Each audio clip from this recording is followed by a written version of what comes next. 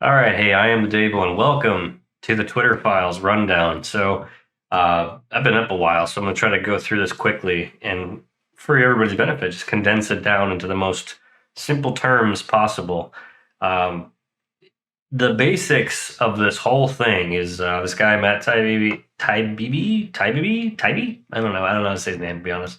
But he's worked with Elon to release all this information about stuff that was internal discussions that were going on Twitter, um, and it's a lot of fairly interesting stuff going on.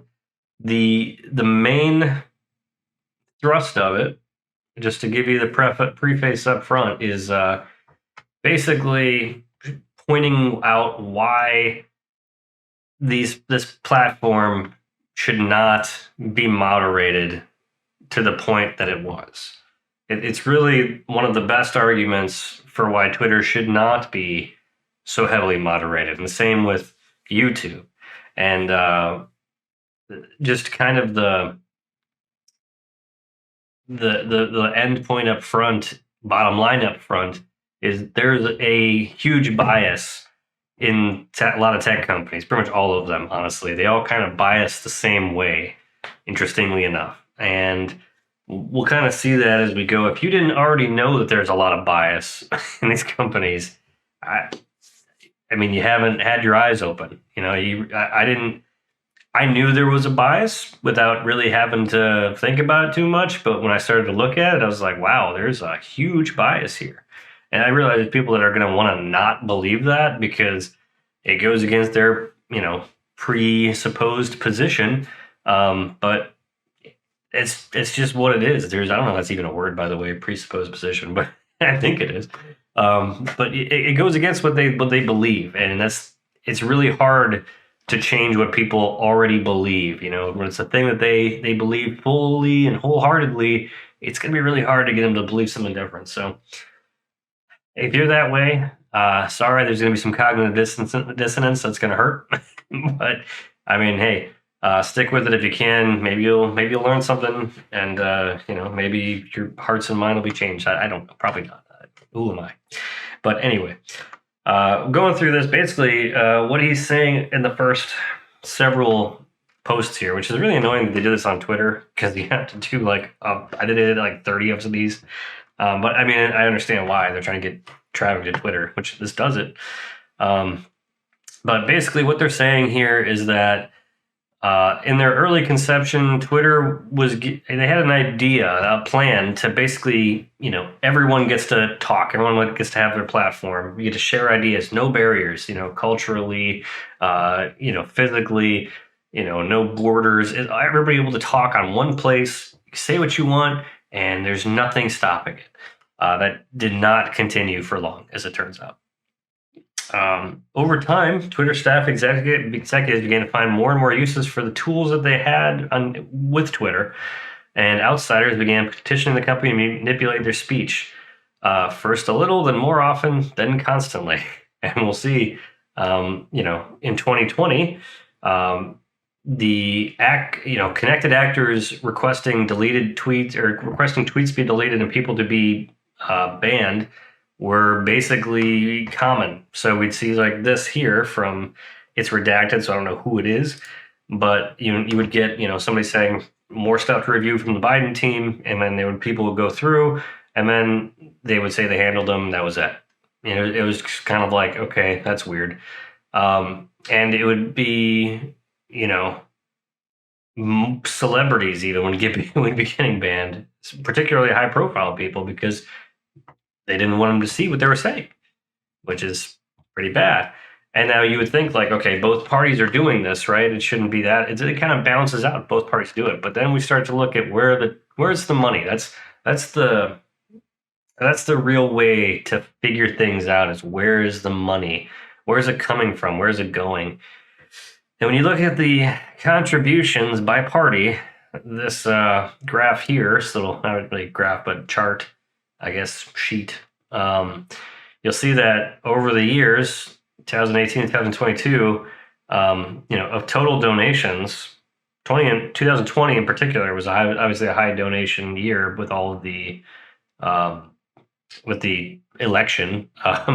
But you would see that 96, 98, 99% of that money was through going, from the Democrats to Democrats.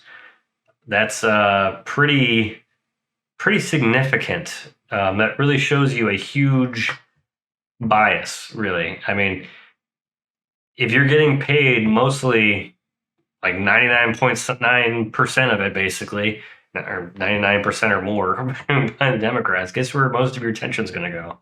And that's what it seemed to be doing. And that's where we get into this first part. Now, if you're not familiar with the Hunter Biden laptop story, I'm not going to go into depth into details about it. Honestly, it's a story that some people like to think that it would have made a huge difference in the election. I don't know. There's no way of knowing. There's some polls that say it might have, but there's no real way of anybody to know what would have happened in the past. Now that's already happened. We don't know. The thing is, we won't know for sure, and this is part of the problem. And this really demonstrates what the issue is with all of the bias here. So basically, they had this article from the New York Post, and it was being heavily censored throughout all of Twitter. And then we have some actual proof, I guess, receipts of communications and emails, where, for example, Kayleigh McEnany, who was the White House press secretary, said that, well, she posted on her Twitter a link to that article, and that's all it was, and she got locked out of her account by talking about that story. That seems odd, right? Like, why would they do that? So they had to have people contact Twitter and ask for her to be reinstated. Took a long time. They wouldn't do it without her removing the link to that story, which is odd. Again, very odd. Why? Like, what's the purpose? Well, basically what they said was, Vijaya Gotti and a couple other people without the knowledge of Jack Dorsey, who was at the time still kind of the CEO. She was saying basically we're going to just use hacked materials as the excuse.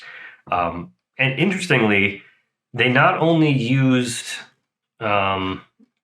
what says here is they didn't just block accounts from using it or putting it in tweets. They actually prevented people from sending it through direct messages too. It got to that point, which is something that had only been used for pictures of underage people that I'll refer to as cheese pizza, as to not offend the algorithm. But yeah, it was very odd that they would do that. To take it to that extreme shows that they really, really cared about this, and they thought it was very important, right? So that's already very sus. So the other thing was, they said it was for hacked materials policy. Nothing said that it was hacked material. There was no evidence that I could find of it at the time or now that says it was hacked materials. They said basically they said it was a laptop they found that was his. That by his I mean it was Hunter Biden, apparently his laptop, and it was left at a repair shop. The repair shop guy had it, and it had been abandoned. Once it's been with him for some number of days, I don't know exactly how many, it basically becomes, free. It's like his at that point. He can do what he wants with it. So that's what he got it, and he went through it and was like, oh, wow, this is a lot of messed up junk in here, apparently. So he released all the information on it, which had a lot of emails and a lot of stuff. And, it was very odd. It was and to be honest, that was very similar, a lot of echoes back to what happened in the previous election, with a lot of the stuff going on with Hillary Clinton and a lot of the corruption type stuff that was going on there. Very similar type of situation. So here we go again with more corruption. So, they had some interesting conversations here where they knew it was an excuse to use that particular policy to keep it from going around. And essentially, you had some some communications back and forth with Yoel Roth, Vijaya Gotti, and Ian Plunkett, saying that, yeah, the policy basis is hacked materials. As discussed, this is an emerging situation where the facts remain unclear. I don't know how they thought that they remained unclear, but this line here, given the severe risks here and lessons of 2016, we're erring on the side of including a warning and preventing this content from being amplified. The lessons of 2016 is very strange, because what do they mean? What lessons did they get from 2016? That too much information went out? That too many people got to know what was going on? Very, very strange. And then what they say, what is the warning that will come up? When you click the link, you'll see generic unsafe URL messages. So it kind of sounds like they're trying to cover their tracks, but I could also see how they're saying like, oh, well, we don't want to make anybody think that this is some kind of cover up, which really seems like it was. And then it says, whatever we do in comms, this will be a bias claim for Jack pre-hearing immediately. Let's make clear we're proactively but cautiously interpreting this through the lens of our hack materials policy. So we already know that Facebook, this was already put out by Mark Zuckerberg, that he was told by the government to censor that story, which was very strange. Kind of surprised that Twitter wasn't. I think they might have been at some point too. Who knows? I certainly don't know. But this is kind of weird because I think this was around the same time that Jack Dorsey was doing some interviews with Congress saying that, Twitter does not have a bias, blah, blah, blah. Turns out it looks like they did have a very big bias. And then this was Brandon Borman. To Ian's point, can we truthfully claim this part of the policy? As part of our approach to addressing potential hackers, we're limiting visibility of related stories on Twitter while our investigation is ongoing. So he's like, can we really say this? And I mean, he might have been saying that as, a person trying to say that, yeah. I mean, can we actually say that? Like, are we being honest right now? It's hard to say. And the general counsel, he's saying, who's, kind of like their lawyer, basically, he supports the conclusion that we need more facts to assess materials that they were hacked. At this time, it's reasonable to assume that they may have been, and that caution is warranted. So he's essentially saying that, yeah, we can stick with our hacked material story here. We don't know for sure. It could have been or it could not have been, swearing on the side of caution. Very strange again. I don't understand this is kind of like where it's like, all right, why are you moderating this? Why does this need to be done? You don't really seem to know what you're doing. You're doing something based on a judgment call. Why? Are you biased? The answer is, yeah, you're probably biased, and you're just moderating this because you can. I think that's pretty messed up, and I think they probably should have not. But they did what they did. And this is kind of what they talk about is Matt here says it's a fundamental problem with tech companies and content moderation. There's many people in charge of speech, or many of the people in charge of speech know or care very little about speech and have to be told the basics by outsiders.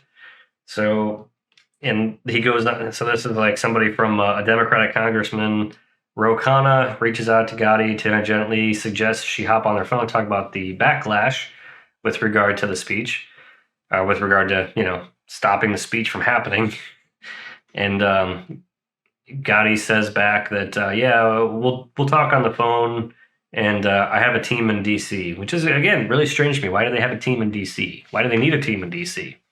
Why does the government and a private company need to work that closely together on something that should just be a free speech platform? That's already weird. That's you're getting real gray, in a lot of gray areas that shouldn't be. So, okay. Then kind of tries to reroute the conversation to the First Amendment. And to Congressman Khanna's credit here, she's saying that, hey, this is a violation of the First Amendment principles, right? Is that anybody should be able to talk, and freedom of press specifically. That's really, if they wanted to err on the side of caution, the First Amendment is freedom of speech, freedom of press. So if the press published a thing, they are responsible for what they published. It is not Twitter's job to moderate what the press says. They have no business doing that. Per, the laws of the United States of America, they have no business moderating that content. So what they did was entirely a violation of the First Amendment from what I see. And I think, that could result in potentially a class action lawsuit of some kind at some point. And they talk about Section 230 here, which is a thing that's going on with, YouTube is worried about that right now, Section 230, which is basically saying that it's what all these platforms use to kind of get away with having it both ways. And what I mean by that is, you may have heard this before, but basically a platform, which is what they are, they say that they are not responsible for what is up on their platform because anybody, me, you, anybody can get on, post a video, post a tweet, post whatever, and they have no, they're not responsible for what other people say, right? That's what they're saying, because they're just a platform. They're not publishers. They're not, responsible for what's on their platform. They don't have the time or the resources to do it. I think that's kind of BS personally, because, YouTube has a lot of tools, a lot of automatic checking and all kinds of stuff. But in the long run, I would agree. They should not be held responsible for what's on their platform. At the same time, they should not be able to moderate. They should not act as publishers and be able to moderate what content is on their site. It gets a little bit fuzzy there, because I understand that you would need, in order to have, advertisers, in order to have people, put their stuff on your, put their advertising on your platform to give you money, to keep the platform going, obviously, you need to have some sort of regulation of what's on there, because advertisements aren't going to be happy if, some guy's out here spouting all kinds of, racist or, any kind of issue, like any kind of awful things that people say. Advertisers aren't going to want to necessarily be associated with that, like if, I don't even know. Like like Alex Jones, for example. There's a lot of advertisers that don't want to be associated with Alex Jones. Understandable, got it. I personally don't want to be associated with them either. But I get it. They have to moderate that to some degree, but they're not even-handed with it. And there's already a system in place with YouTube where you can basically put in here's what I would say, here's like what this video contains, and it'll tell you whether it's ad friendly or not. As long as you're doing good with those, you shouldn't need anything else. There shouldn't be any other kind of moderation going on. So, and honestly, I think we need to stop. It's very obvious what's going on with some platforms like YouTube, where they definitely push certain things up. Like, there is definitely a reason why, I don't know, like late night shows seem to show up on the trending a lot, or Mr. Beast shows up on trending. Like, why? Like, people don't watch it that much, do they? I didn't find any of his videos interesting, but whatever. I think honestly, everything should just kind of be in like chronological order or reverse chronological order, where first, like the last thing posted is what you see, basically. But anyway, that aside. So, they talk about how it's, a problem with the First Amendment, blah, blah, blah. Within a day, head of policy receives a ghastly letter from Carl Szabo of the research NetChoice, which had already pulled 12 members of Congress. Chris Marchese, men from an hour opposed to Democrat House staffers gather intel about FB and Facebook and Twitter and the New York Post story. Staffers hail from the House area to talk about that. So basically, they're saying this is a problem. What's going on?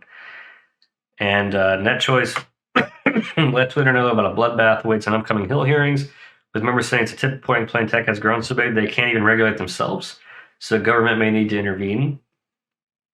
And this is where you get someone saying that the First Amendment is not absolute. Democrats, meanwhile, complain that the companies are inept. They let conservatives muddy the water and make the Biden campaign look corrupt, even though Biden is innocent. They linked this to Hillary Clinton's email scandal.